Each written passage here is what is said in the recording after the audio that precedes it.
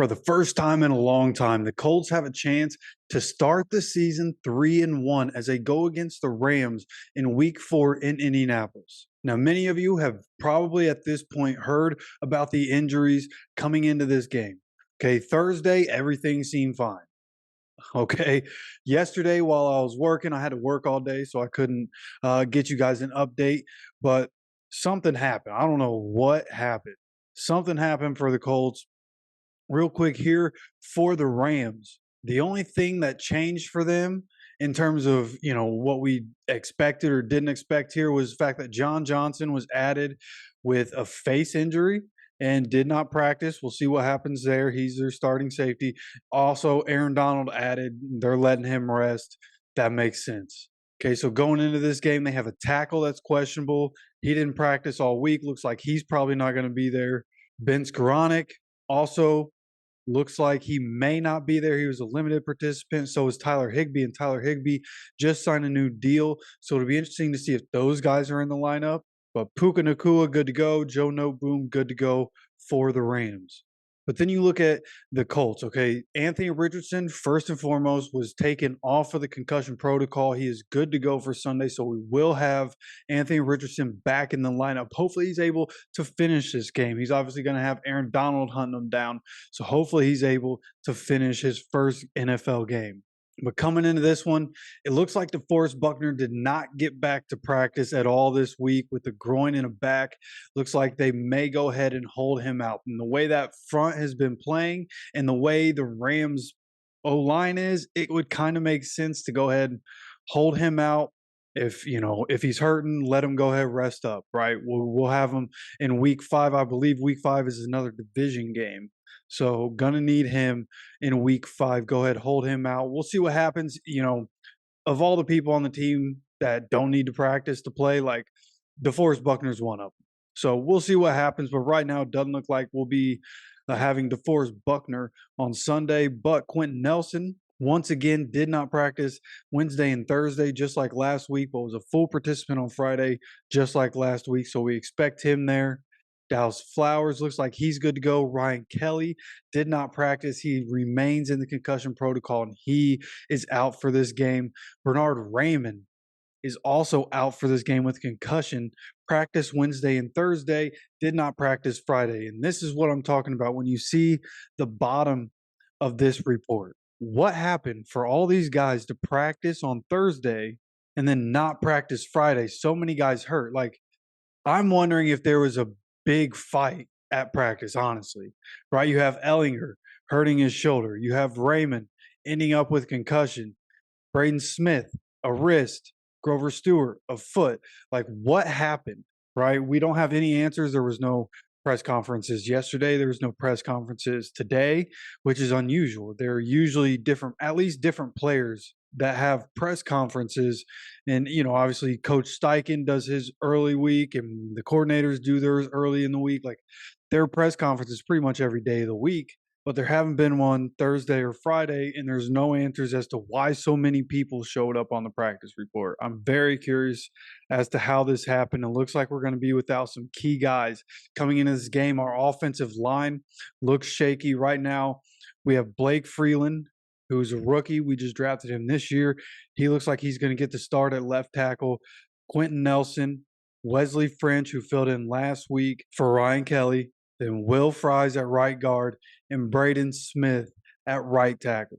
So this is a situation where, you see that Braden Smith and Grover Stewart don't have an injury designation. So, they're not even questionable. It seems like that was probably just a rest day. But again, very curious, like Bernard Raymond, how does he get a concussion in practice? Like, what are we doing in practice? Why are we going that hard? Like, yeah, you got to go hard in practice, but can't be given our best players concussions, right? And Bernard has been great, especially as a pass blocker early on this season. So having him out is going to have an effect. But the good news there, as we start to get into this breakdown for the game, it really comes down to the trenches, especially for the Colts over these past few games, these first couple games. In the trenches is where things are happening, right? And everything runs as the trenches run. The offensive line has been good for the Colts. And this week, the Rams' defensive line, like outside of Aaron Donald, not that worried about it. honestly. Like, these are NFL guys, right? So they could come out, they could make plays, especially against backup offensive linemen. But outside of Aaron Donald, like Aaron Donald's the focus. Don't let 99 ruin the game. Okay. And teams game plan for him every week, and he still ruins games. Okay. So that's what's worrisome about Aaron Donald and the fact that our offensive line looks the way it does coming into this game. Right. Because sure, big Q's right there, but with Quentin Nelson in the lineup, and then you have French and Fries, I would guess that at least 75% of the snaps Aaron Donald is lining up between those two. So that he's getting matched up with those two because he'd rather have double teams with them than being against Quentin Nelson one on one or being double teams with Quentin Nelson and Wesley French, right? So you have to imagine that's what the Rams are going to do. They're going to try to keep Aaron Donald away from Quentin Nelson. But in that case, if that's what they decide to do, then just run to the left all day long. Run away from Aaron Donald. Okay, and Zach Moss, he's been doing really good at picking up those extra yards. Hopefully, we can see Trey Sermon start to pick it up, right? He played a little bit last week after just getting to the Colts. Maybe he can, take a little of the pressure off of Zach Moss. But we need the same kind of production, right? Picking up those extra couple yards that Zach Moss does pretty much every time he runs the ball is vitally important to the Colts. Okay, and honestly, if we can get Aaron Donald blocked up, I think this offense can have one heck of a day. If you can get Anthony Richardson running around but staying healthy, I think there's going to be opportunities to take shots at different points. The Colts in this scheme, if you watch through the tape, like they'll run four verts a decent bit, right? Which is basically to either stress out a zone defense or you're getting guys that are man coverage just running full verts and seeing who wins their matchup. And if they're in man coverage, then that's going to take everybody downfield. Anthony Richardson can run if he needs to.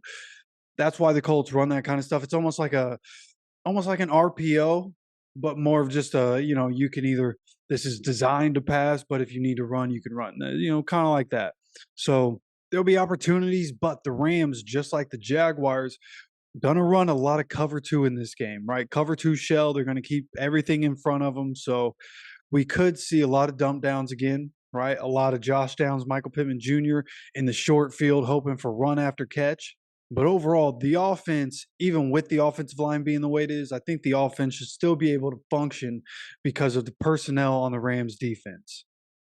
Okay, and then you look at it the other way, Rams offense, Colts defense. I still think without DeForest Buckner, our defensive front is going to feast on the Rams offensive line.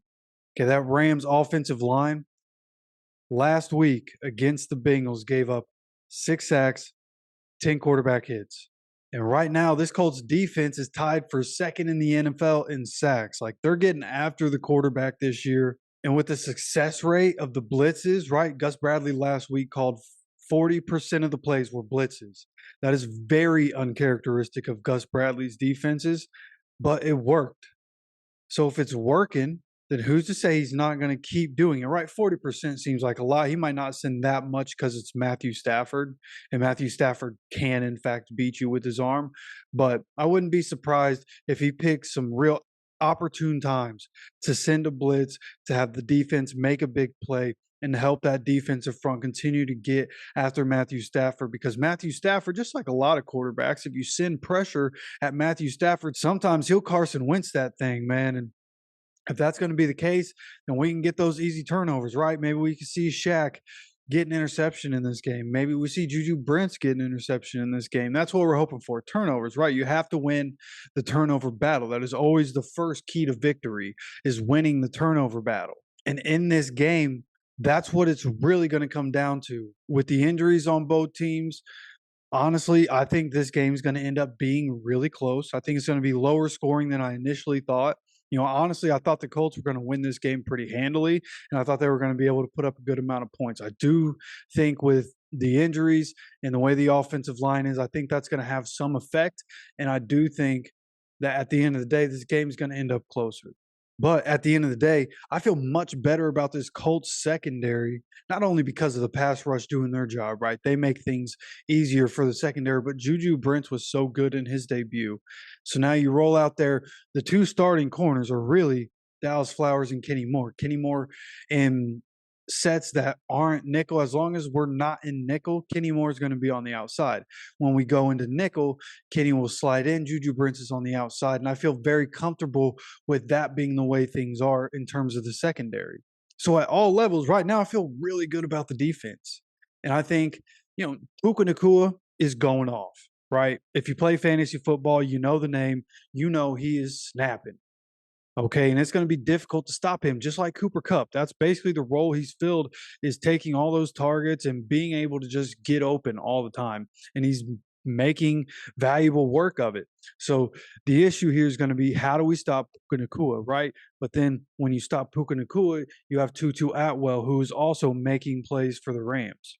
And this is where Tyler Higbee being out would really benefit this Colts defense, because then you could focus on the wideouts more, right? Tyler Higbee's a threat on the inside, and he takes different attention away. So if we're not having to focus on Tyler Higbee, then we could focus on those other guys. We could put more attention towards them. We can put more attention towards trying to get after Matthew Stafford.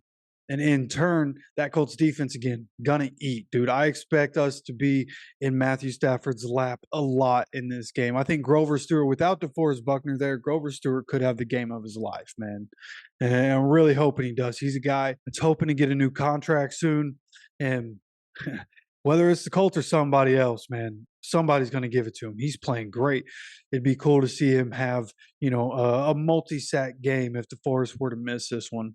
But at the end of the day, I think you guys can probably pick up from what I've been putting down here. I think the Colts are going to win this game. Okay, again, I think this is going to be close, but at the end of the day, I'm picking the Colts to win. My prediction last week was 20-16, and the final score of that game ended up being 22-19. So my prediction for this game is that the Colts are going to win at home. Anthony Richardson's going to finish the game. Josh Downs is going to have his first career reception touchdown. And the final score in this one, let me cook it up real quick. Go ahead and give me Colts 23, Rams 21. And the game ends as the Rams are driving, but Shaq Leonard saves the game with an interception at the end with under a minute to go. It's going to be an exciting one, and I can't wait for it. That's my prediction. We'll see if it happens.